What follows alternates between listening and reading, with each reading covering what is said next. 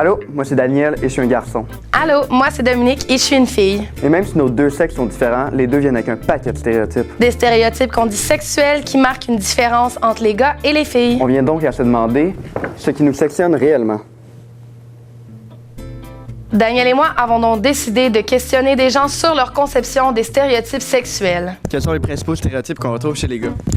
Je pense qu'il faut qu'il soit performant, shapé, d'être en shape, musclé. faut qu'ils fassent du sport, faut pas qu'ils pleurent, qu'ils montrent pas leur sensibilité, viril, fort, travaillant. Quels sont les principaux stéréotypes qu'on retrouve chez les femmes? Ils mettent du maquillage. Ils prennent soin d'elles, faut qu'elle ait un beau corps, assez réservé, puis qu'ils soient pas agressifs. Elles sont plus intelligentes que les gars. intelligente mais pas trop, Les filles sont vraiment plus sensibles que les gars. Sensibles. sensible. On compte du mal. Après avoir recueilli les principaux stéréotypes sexuels chez les gens, Daniel et moi avons dressé un portrait de ce à quoi devrait ressembler un vrai gars et une vraie fille. Évidemment, cette représentation n'a rien de la réalité. Nous nous sommes donc référés à une professionnelle afin de nous éclairer davantage sur ces stéréotypes. Véronique Grenier est une professeure de philosophie au Cégep de Sherbrooke. Elle écrit aussi pour le blog d'Urbania et possède déjà 2 livres publiés à son actif. Véronique s'intéresse notamment à la question des stéréotypes sexuels, un sujet qu'elle aborde dans les cours qu'elle donne au Cégep, dans certains articles qu'elle rédige et même dans des conférences qu'elle présente. Pendant plusieurs années de ma vie, mon genre ne m'avait jamais empêché de faire quoi que ce soit. J'avais étudié. Elle est donc une source idéale pour nous renseigner à ce sujet. Pour faire un premier bout de définition, un stéréotype, on peut le comprendre comme une manière de catégoriser certains types ou catégories d'individus. On peut le voir comme un moule ou comme une boîte. Donc, le stéréotype sexuel, ça va être cette moule-là ou cette boîte-là qui va à la fois... il va y avoir des attentes probablement sur le physique, sur les attitudes, la manière d'être, les comportements, c'est à quoi on peut aspirer aussi, donc en lien avec le sexe / le genre d'un individu. Ça vient nous limiter dans ce qu'on est, dans nos potentialités, puis ça vient même faire en sorte que quelqu'un qui décide d'être à l'extérieur du corps donc, peut être victime d'intimidation, de rejet de la part de sa famille, etc., etc. Pour les garçons, les principaux stéréotypes qu'on va retrouver, c'est-à-dire qu'il va y avoir dans les attitudes de la dominance, on va être fort, un garçon ça pleure pas, ça a une voix forte, c'est plein de leadership, ça aime le bleu évidemment, ça a le goût d'être un pompier, un policier, un architecte ou un ingénieur.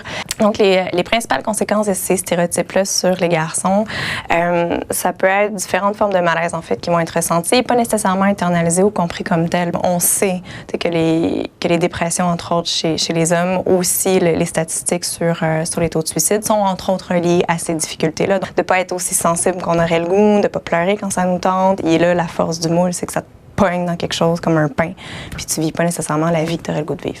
Les principaux stéréotypes qu'on observe chez les filles ça aime le rose, c'est délicat, c'est propre, ça a une petite voix douce. Ça n'aura pas tellement d'opinion non plus, ça aussi on le valorise encore, c'est-à-dire donc une fille, ça te soit belle et tais-toi.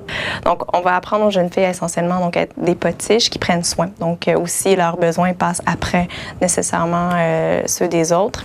Tout ça vient conditionner donc les filles en fait à être des individus qui vont prendre le moins de place possible. Par exemple, la difficulté à prendre leur place dans les espaces de pouvoir, notamment parce que leur voix n'a pas été valorisée, parce qu'elles n'ont pas suffisamment confiance en elles non plus, parce qu'on leur a pas laissé l'espace pour ça. Ça peut être justement de ne pas être capable de réfléchir à des choses comme est-ce que je peux ne pas être une maman, par exemple, parce que ça va de soi qu'on doit l'être. C'est les troubles alimentaires, ça va là. Puis même si on n'est pas dans le trouble alimentaire, je veux dire, on sait qu'aujourd'hui, les jeunes filles font des régimes de plus en plus tôt. Elles se trouvent grosses très rapidement. C'est le recours aux chirurgies plastiques, de toutes sortes aussi, là, pour toujours être dans cette idée-là de plaire aussi parce qu'on doit apprendre à être fort jolie.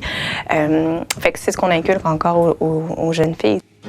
Ce qui va venir alimenter le maintien et la propagation donc, de ces stéréotypes-là dans notre société, c'est-à-dire que ça commence à l'enfance, c'est-à-dire donc les générations de parents qui continuent en fait d'élever leur progéniture selon ces modèles-là. Fait qu'évidemment, il y a ça va être renforcé même à la limite par l'école. On retrouve encore des journées thématiques genrées. Les cahiers pour les enfants, souvent les exemples sont super genrés. Si on surajoute donc à tout ça le fait que dans les médias, dans les magasins de jouets, c'est aussi ce qu'on vient véhiculer, donc la femme objet, dans les pubs, dans les films. Je veux dire, c'est dans l'air ambiant. Puis les représentations, les différents modèles qu'on a sont souvent très caricaturaux aussi ou vont venir fitter avec les stéréotypes. Et finalement, on peut dire que c'est un peu partout. Les moyens efficaces pour lutter contre les stéréotypes sexuels, je pense que c'est a priori changer notre vocabulaire, se réapproprier le langage. Justement, la campagne Man Up qui veut dire Sois vulnérable, ça, je trouve ça super intéressant. Par l'éducation, surtout des enfants. Mais nous, comme étant plus grands, il y a un travail de dénonciation qui doit être fait, puis arrêter d'être en accord de manière systématique, même si c'est silencieusement, en fait, avec ce qui est. Montrer qu'il y a une pluralité d'existence motivante et inspirante. Puis je pense que tranquillement, en fait, c'est comme ça qu'on va y arriver. Donc, ce qu'on comprend, c'est que les stéréotypes sexuels ne devraient pas définir nos goûts, nos choix et nos actions. Donc, en tant que gars, si j'ai le goût de jouer avec une poupée ou un ballon, c'est bien correct. Et en tant que fille, si j'ai envie de jouer aux jeux vidéo ou écouter des téléromans, c'est bien correct. Alors ensemble, arrêtons ces stéréotypes sexuels et brisons la barrière qui sépare les gars et les filles. Hey!